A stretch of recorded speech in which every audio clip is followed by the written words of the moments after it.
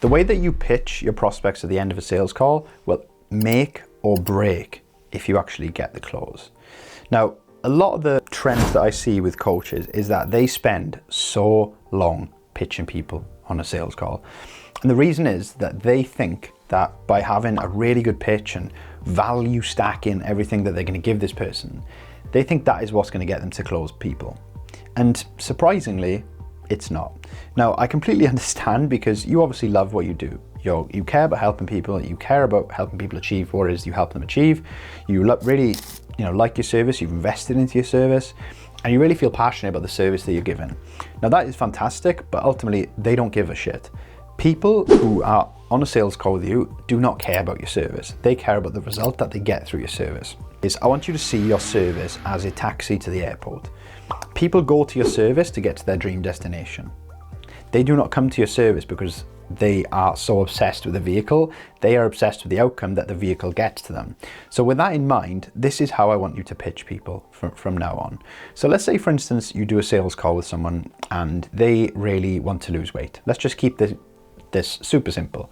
They want to lose 10 kilograms. Let's just make a female example here. So they want to lose 10 kilograms, and the reason they want to lose 10 kilograms is because they want to feel confident again. Their clothes aren't fitting them. They're starting to lose a bit of confidence in themselves. They're starting to lose confidence in their relationships. They feel like their partner is looking at other women.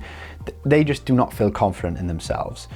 Now, when we pitch this person, we want to leverage all of the information that we've got and ultimately use that to close people.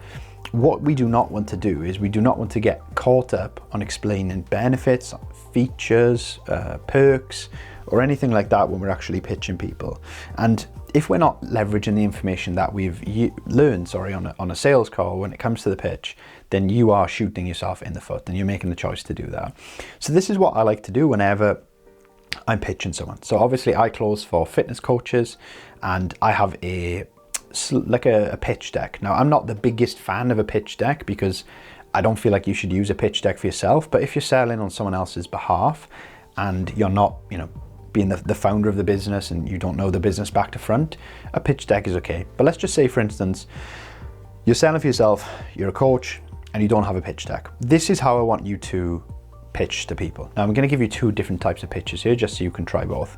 Now, if you want to use a pitch deck, I'll go over that in a minute, but if you don't want to use a pitch deck, this is what I want you to do. So obviously you run the discovery, so you go through your point A, your point B, the urgency, and when you get to the urgency part of the sales call, obviously you go over their goals, you find out sort of what their goals are, and how I want you to transition from discovery to a pitch is by asking the same thing that I'm going to tell you right now. So I want you to say to them, okay, obviously we've had a really fantastic conversation here, and obviously I know that you've told me that you want to lose 10 kilograms, so you could do blah, blah, blah, and so you could do blah, blah, blah.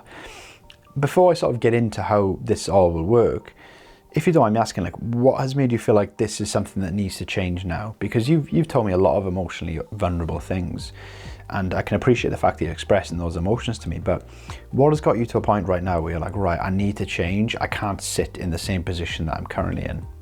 They're going to tell you blah, blah, blah, blah, blah, blah.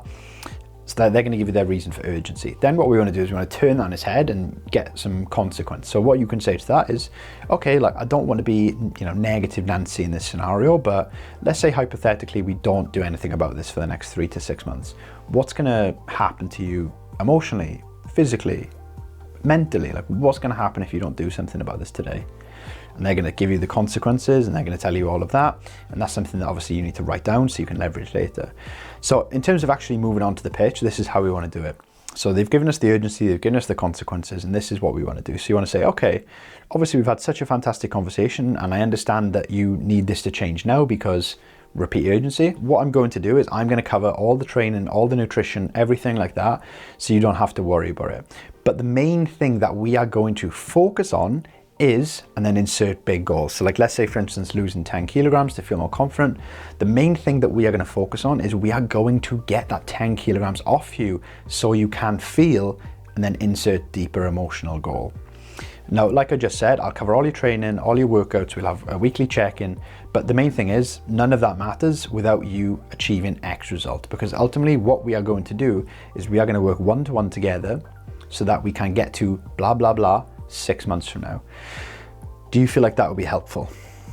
Then they're going to say yes, be like, okay, just out of interest, why do you feel like that would be helpful? Then they're going to tell you, and then you can insert a time question. So, okay, obviously finances aside for a second, do you feel like getting this help and making the choice to do X, Y, and Z is something that you feel like you need to do right now? They're either going to say yes or no, and then you can ask why again, be like, okay, why is that? I know obviously we said that if you don't do something about this, X, Y, and Z will happen, but why do you need to take action and start on this now? Then they're going to tell you another reason why they need to get started. Then what you can do is you can go in for the close rate. Now, for us to work together one-to-one for the next X amount of months so that we can remove, work on, and achieve blah, blah, blah, is just a one-time investment of X. And then you sit there and you shut the fuck up. You do not say a word. You don't say, how does it sound? You don't say, how do you feel about it? You do not say a word. And there's a very old phrase in sales that whoever speaks after the price is said first loses. And it's true, because one of two things will happen. They're either going to clap back and say that they have an objection, or they're going to say, okay, that sounds good. However, if you speak in the meantime, you are sabotaging the sale. And the reason that happens is because people normally get some feeling of not uncomfortability, but they feel a bit uncomfortable after giving the price. So what they do is they talk more to escape the silence and to justify the price. But what you need to do, and I know it can feel uncomfortable, I used to feel like this myself, is you want to say the price, shut the fuck up, and just listen to what they have to say. They're either going to say, yep, that sounds good, let's go, or they're going to give you an objection.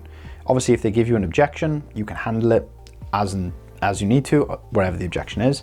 But then if they say, okay, let's do it, what you need to do then is you need to say to them, okay, awesome, I just need to take a few details from you, and then I'll explain how we get started. What is your email? And then, or you can say, do you have your card on you? So that you know that you're going to take payment there and then. So that's pitch number one. Now that's if you're doing sales yourself and you don't have like a sales team, or you're just doing your own closing. If you want to use a pitch deck, that is fine. This is what I would recommend. First page of the pitch deck is why people come to you. Second page of the pitch deck is what like phases you do. So like if you work together for 6 months, this is what's going to happen over the next 6 months. The third, then I would just show a couple of results. The fourth, then I would explain the onboarding procedure. And then the fifth would be investment. So what you can do is you can run people through that and just constantly reference what the notes that you've made. So let's say, for instance, you're doing like phases and you're writing phases down on like, oh, in the next 6 months, we're going to help you change your eating habits.